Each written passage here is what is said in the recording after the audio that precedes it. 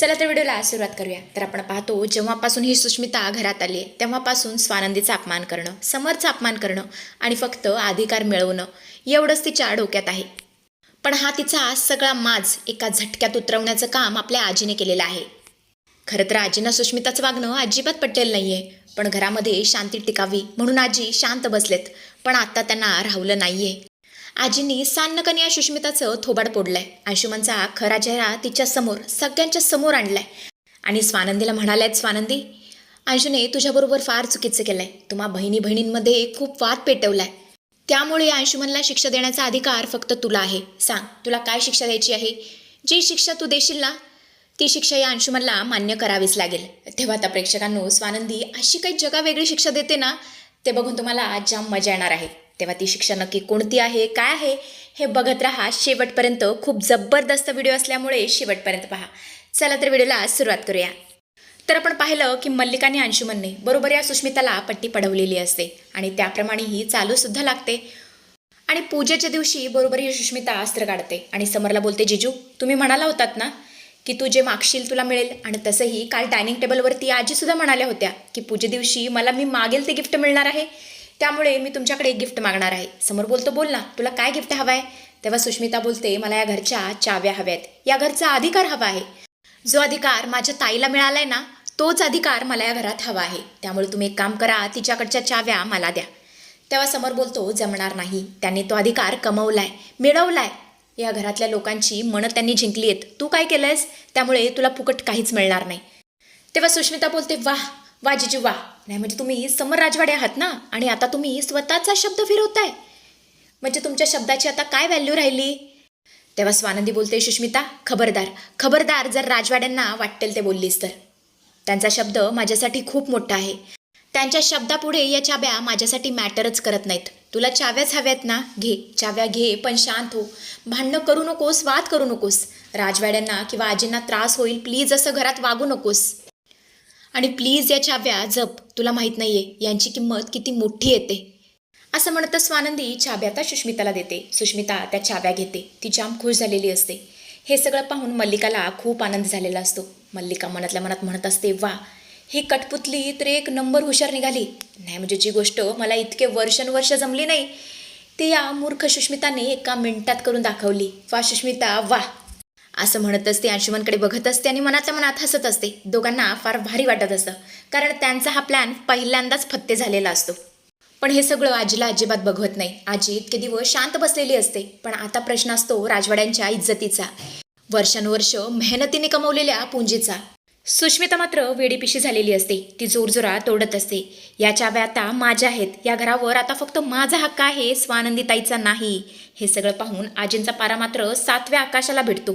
आजी पुढे येतात आणि सुष्मिताच्या हातातून चाव्या हिसकावून घेण्याचा प्रयत्न करतात. पण सुष्मिता एवढी माजलेली असते की चाव्या सोडायलाच तयार नसते. आणि मग काय, आजी सनकंतीचं थोबाड फोडतात. आजी तर रागाने लालबुंद झालेले असतात. त्या म्हणत असतात, सुष्मिता, तुला काय वाटलं ग?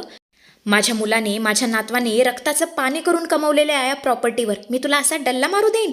अगं तुझी लायकी तरी आहे का या चाव्या हातात पकडण्याची? स्वानंदी योग्य होती, समजूतदार होती, म्हणून मी तिला या घराच्या चाव्या स्वतःहून दिल्या होत्या.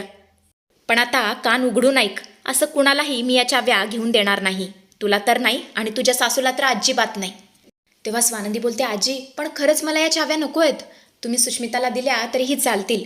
तेव्हा आजी बोलते, स्वानंदी, नको त्या गोष्टीमध्ये तुझे लाड चालणार नाहीत. पण खरं सांगू का, या सगळ्यामध्ये सुष्मिताची सुद्धा काहीच चूक नाहीये. हिचा फक्त एक कटपुतळी म्हणून वापर करून घेतला गेलाय. हे ऐकून सगळे शॉक होतात. तेव्हा समोर बोलतो, कठपुतली म्हणजे आजी तुला नक्की काय म्हणायचंय? तेव्हा आजी बोलते, खरं तर मी हे सगळं सांगणार नव्हते, पण आता सत्य सांगण्याची वेळ आली आहे. काल रात्री जेव्हा मी हिच्या रूमच्या समोरून पास होत होते ना, तेव्हा स्वतः मल्लिका आणि अंशुमन हिला पट्टी पडवत होते की कसं स्वानंदीकडून चाव्या हिसकावून घ्यायच्या. आजी आता सुष्या जवळ जातात आणि बोलतात, अगं वेडे सुष्मिता, तुझ्या बहिणीच्या मनात अजिबात असलं काही नव्हतं. आता तरी तुझे डोळे उघड. तुझी सासू आणि तुझा नवरा चांगले नाही आहेत. स्वतःचं डोकं जरा वापर, स्वतःच्या डोक्याने चाल. त्यांच्या नादाला लागून स्वतःच्या बहिणीबरोबर त्रागा करून घेऊ नकोस. हे दोघे मिळून तुम्हा दोघा बहिणींमध्ये फूट पाडण्याचा प्रयत्न करतायत. आता तरी डोळे उघड सुष्मिता. पण मित्रांनो, सुष्मिता एवढी आंधळी झाली आहे की ती आजींचं काही एक ऐकायला तयार नसते. ती म्हणते, नाही, माझा अंशू तसा नाहीये. आणि नेमका त्याच वेळी मालिकेत येतो एक जबरदस्त ट्विस्ट. दरवाजातून एक सेल्समॅनची एंट्री होते. सेल्समॅन थेट अंशूकडे बोट दाखवतो आणि बोलतो, अहो अंशू सर, काल तुम्ही आमच्या दुकानातून तो वन पीस ड्रेस घेऊन गेला होता. त्याचे पैसे कोण देणार? अजून पैसे दिले नाहीयेत तुम्ही. अहो तुम्ही काय म्हणाला होतात की संध्याकाळपर्यंत पैसे देईन. अहो दुसरा दिवस उजाडला, अजून पैशाचा काहीच पत्ता नाहीये. हे सगळं ऐकून तरी अंशूची बोलतीच बंद झालेली असते. सेल्समॅन पुढे म्हणतो, नाही म्हणजे तुम्ही राजवाडे आहात ना, हे तुम्हाला शोभतं का? करोडोंची तुमची इस्टेट आहे आणि 1000 रुपयांच्या ड्रेससाठी तुम्ही एवढी नाटकी कशी काय करता? सुष्मिता थरथरत्या आवाजात बोलते, काय? तो कालचा ड्रेस अंशुमनने ऑर्डर केला होता? तेव्हा सेल्समॅन बोलतो, हो मॅडम, हेच आमच्या दुकानात आले होते, हे बघा बिल. असं म्हणत असतो सगळ्यांना ते बिल दाखवतो. ते बिल बघितल्यावर सुष्मिताच्या पायाखालची जमीनच सरकते. तिला फार वाईट वाटलेलं असतं. आजी आता पुन्हा टोमणा मारते आणि बोलतो, सुष्मिता, आता तरी तुझे डोळे उघडले का? तुला आता कळालंच असेल की तुझा नवरा किती वाईट आणि नीच माणूस आहे ते. काल पार्टीमध्ये तुझ्या बहिणीने नाही तर या अंशुमने तुझा अपमान केलाय. सुष्मिता बोलते, अंशू, खरंच मी तुमच्यावर मनापासून प्रेम केलं होतं, जीवापाड प्रेम केलं होतं आणि तुम्ही माझ्या पाठीत असं खंजीर खुपसाल याचा मी स्वप्नात देखील विचार केला नव्हता. खरंच मी खूप मोठा आणि चुकीचा निर्णय घेतलाय तुमच्याशी लग्न करून. आणि मल्लिका मॅडम, तुम्ही सुद्धा या सगळ्यामध्ये अंशुमन सरांची साथ दिली. तुम्ही दोघांनी मिळून माझी फसवणूक केली आहे, माझ्या आणि माझ्या आईची. खरंच मी तुम्हा दोघांना कधीच माफ करणार नाही. तेव्हा आजी बोलते, सुष्मिता, याने तुझा सगळ्यांसमोर अपमान केलाय ना, आता तू याचा बदला घे. तू याला शिक्षा दे. काल झालेल्या अपमानाचा तूच आता बदला घे. मल्लिका, अंशुमन या दोघांची पार वाट लागलेली असते.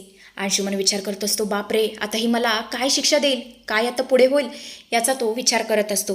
तेवढं तर सुष्मिता डोळे पुसते. खंबीरपणे ती बोलते, नाही आजी, माझा अपमान झालाय हे खरं आहे, पण त्याहूनही जास्त दुःख काल माझ्या ताईला झालंय, ते पण माझ्यामुळे आणि या अंशूमुळे. अख्ख्या आयुष्यामध्ये मी माझ्या ताईला इतकं वाईट आणि इतकं टोचून कधीच बोलले नव्हते, पण काल बोलले. सावत्रपणाचा विषय काढला. या गोष्टीचं तिला किती वाईट वाटेल, तिच्या डोक्यावर किती परिणाम होईल याचा मी विचारच केला नाही. लहानपणापासून माझ्या ताईने काय माझ्यावर खूप प्रेम केलं, सख्ख्या बहिणीपेक्षाही जास्त प्रेम केलं, माझी काळजी घेतली. पण आज मी तिचा सावत्रपणा काढून दाखवला. मी खरंच खूप चूक केली. त्यामुळे आता या अंशुमन राजवाडेला खरी शिक्षा देण्याचा अधिकार फक्त आणि फक्त माझ्या ताईलाच आहे, स्वानंदी ताईला. ताई, आता तूच पुढे ये आणि याला शिक्षा दे. आणि अंशुमन, माझी ताई जी शिक्षा देईल ना, ती तुला मान्य करावीच लागेल. You have no any option. Mallika जोरातच ओरडते, काय बोलतेस तू? त्या स्वानंदीचा काही एक अधिकार नाही आहे माझ्या अंशूला शिक्षा देण्याचा. तेव्हा समर मात्र स्वानंदीच्या पाठीशी उभा राहतो आणि बोलतो, सुष्मिता, आज पहिल्यांदाच तू काहीतरी बरोबर आणि शहाणपणाचं बोलतीये. आणि मल्लिका काकू, तू तर शांतच बस, कारण या सगळ्यामध्ये तुझ्या आणि अंशुमनची चूक आहे. त्यामुळे तुम्हाला बोलण्याचा काही एक अधिकार नाही आहे.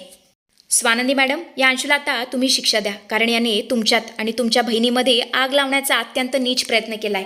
काल रात्री तुम्हाला किती त्रास झाला हे मी माझ्या स्वतःच्या डोळ्यांनी बघितलंय आणि याची भरपाई तर झालीच पाहिजे.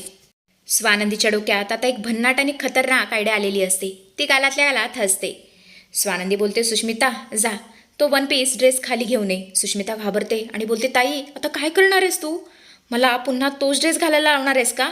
पण ताई, मी नाही घालणार, प्लीज मला असं काही करायला लावू नकोस. तेव्हा स्वानंदी हसते आणि बोलते, अगं वेडी कुठली, मी तुला म्हणाले का की तुला तो ड्रेस घालायचा आहे? नाही, अगं हा ड्रेस आता दुसराच कोणीतरी घालणार आहे. सुष्मिता मोठ्याने ओरडते, म्हणजे काय अंशुमन? तेव्हा स्वानंदी बोलते, हो, हीच याची योग्य शिक्षा आहे. अंशुमन, आता हा ड्रेस तुला सगळ्या लोकांसमोर घालावा लागेल. अंशुमन चिडतो आणि बोलतो, स्वानंदी, डोक्यावर पडली आहेस का तू? असलं काही एक फालतूगिरी मी करणार नाहीये. हा अंशुमन राजवाडे असले कपडे घालणार नाही. तेव्हा समोर बोलतो, अंशू, काल तू सुष्मिताबरोबर जी काही फालतूगिरी केलीस, तिची आबरू सगळ्यांसमोर चव्हाट्यावरती काढलीस, ते चालतं का तुला? आता तुला हे ऐकावंच लागेल. आणि जर तू स्वानंदी मॅडमचं ऐकलं नाहीस तर आत्ताच्या आत्ता घर सोडून चालता हो. आता फक्त तुझ्याकडे 2च ऑप्शन आहेत, बघ तुला काय ऐकायचंय. पण मित्रांनो, आता नाईलाजाने स्वतःला राजवाडे समजणाऱ्या बिचाऱ्या अंशूला तो वन पीस घालावाच लागतो. जेव्हा अंशू तो मुलींचा वन पीस ड्रेस घालून पायऱ्यांवरून खाली येतो, बाप रे बाप, घरातली सगळेच त्याच्याकडे बघून खो खो हसू लागतात. आजी तर हसून हसून अक्षरशः खालीच बसतात आणि म्हणतात, अरे कुणीतरी थांबवा, मला हसून माझ्या पोटात दुखायला लागलंय. अंशुमन पूर्णपणे लाजून लाल झालेला असतो. तो खाली मान घालून उभा असतो. स्वानंदी बोलते, सुष्मिता, अगं थांबलीस काय? आज व्लॉग करणार नाहीयेस का? तुझा नवरा किती सुंदर दिसतोय आणि आतून कसं आहे हे तुझ्या फॉलोअर्सला दाखव ना. अगं कर तुझा कॅमेरा चालू. आणि मग काय, सुष्मिता आपला मोबाईल काढते आणि मस्तपैकी सगळ्यांचा व्हिडिओ व्लॉग बनवते आणि म्हणते, गाईज बघा माझा नवऱ्याचा खरा चेहरा आणि नवा अवतार असं म्हणत असती. तो व्हिडिओ सोशल मीडियावरती पोस्ट करते, सगळीकडे व्हायरल करते आणि अशा प्रकारे स्वानंदीने मस्तपैकी या अंशुमनची जरवलेली असते. तर हा भाग तुम्हाला कसा वाटला कमेंट करून नक्कीच सांगा.